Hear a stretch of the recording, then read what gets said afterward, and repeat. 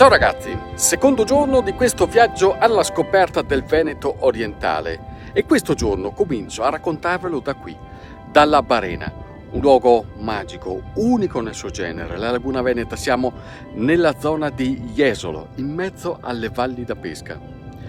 Ma Barena non contrassegna soltanto un luogo naturalistico, ripeto, unico, bellissimo, con una grandissima biodiversità, una tra le maggiori concentrazioni a livello mondiale. Barena è anche il nome di un'azienda agrituristica con una storia bellissima. Pensate, c'è una famiglia che è qui da 5 generazioni ormai. Producono tutto, ortaggi, frutta, verdura e pesce, perché hanno l'allevamento fatto in maniera naturale con le valli da pesca. Ma è meglio andare in cucina per capire bene chi sono. Gianni, cosa c'è qui? Allora, questa è una varietà di cefali, praticamente sono lotregani.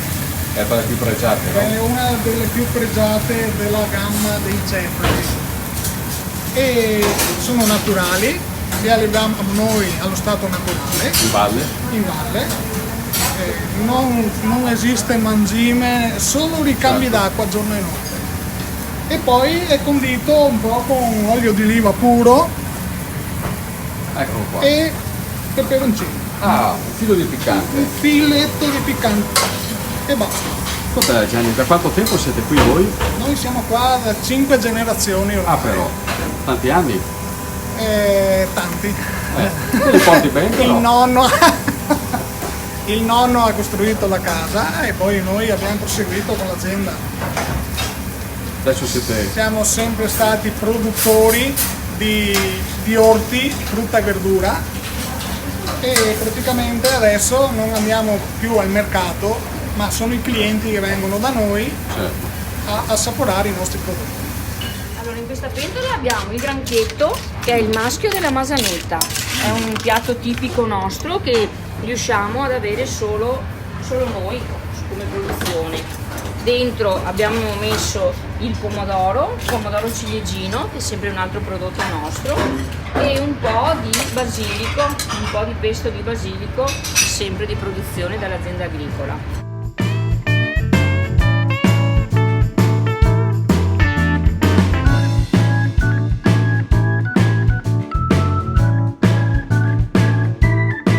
Ma si mangiano i gusci? No, i gusci si succhiano. Si ciucciano in veneziano. Anche questa è una pratica molto tipica. Eh sì.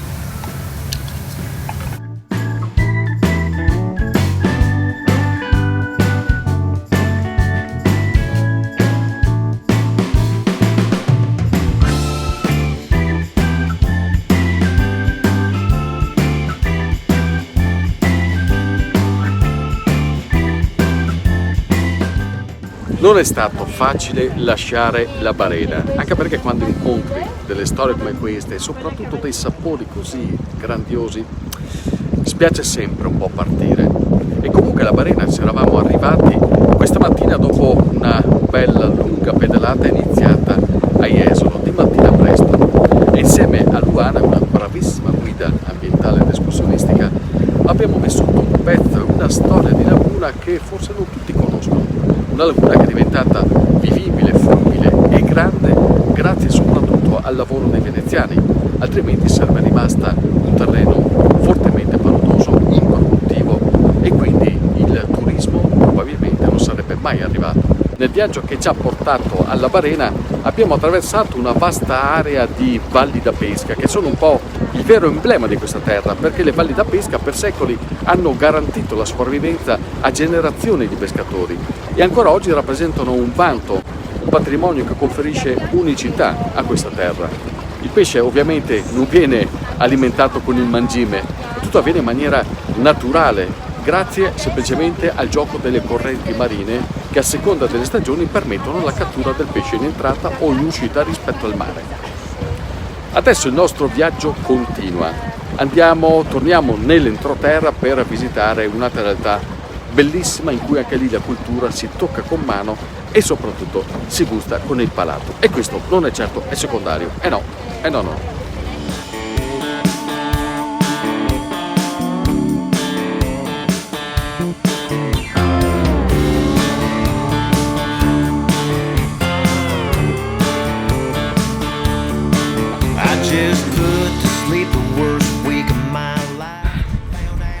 troppo la bionda. Oh, preto, desisto. And I'm hell-bent to paint this town. Johnny Walker won't work when I'm feeling blue. È un profumo incantevole, quello dell'uva fragola, l'uva americana sotto questa pergola, che è quella dell'agriturismo 700 Alberi di Noventa di Piave, dove siamo arrivati. Un'azienda agricola che produce frutta, verdura in maniera del tutto naturale, ma con una predisposizione molto spiccata alla ricerca, alla riscoperta delle origini e alla tutela della biodiversità.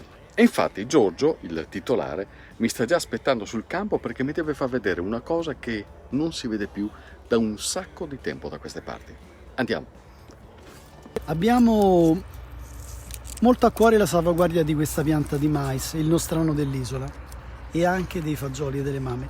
L'idea di recuperarli e di accoppiare questa coltivazione non è nostra. In alcune foto che abbiamo ritrovato si vedono chiaramente le immagini di questi fagioli a fianco a due persone che sono vicino a una fontana, una delle poche fontane di acqua potabile. E la tradizione era quella appunto di lasciarli arrampicare sullo stocco del mais. Qui vediamo come i primi filari sono tutti quanti provvisti di piante di fagioli molto vigorose. E la vitalità di questi fagioli è sorprendente, anche se sono fagioli che hanno una grande difficoltà a crescere quando fa molto caldo. Quindi d'estate hanno bisogno dell'ombra del mais che li protegge e in qualche maniera raffredda il piede della pianta.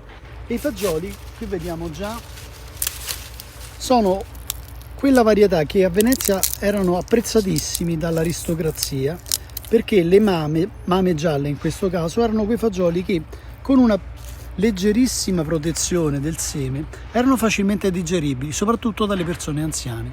Quindi erano il piatto di rispetto, di importanza che si offriva a un notabile, a una persona che veniva a casa. Questo mais, che è uno di quei pochissimi mais che stiamo ancora salvando della grande tradizione veneta, che sono scomparsi praticamente. Questa tabella è datata 1946 ed è emblematica perché riporta tutte le tipologie di mais che erano coltivate nel Triveneto all'epoca. Quelle segnate adesso con l'evidenziatore sono quelle rimaste, quelle che vengono coltivate oggi. Come vedete, stanno forse su una mano. Io vedo però anche delle zucche in mezzo a queste piante di mais. La zucca serve perché controlla le infestanti e durante i mesi più caldi assicura una protezione dalla disidratazione della terra.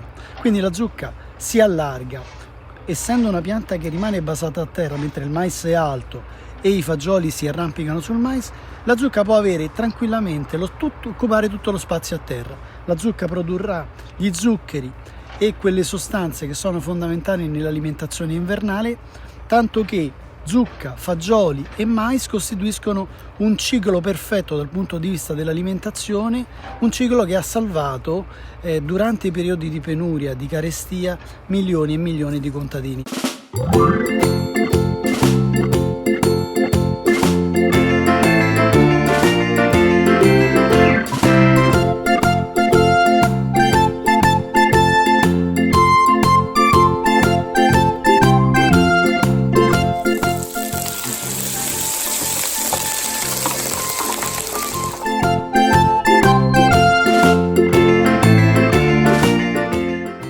La visita a questo agriturismo è stata anche l'occasione simpatica per conoscere da vicino le tecniche di preparazione in cucina degli alimenti tipici di questo territorio.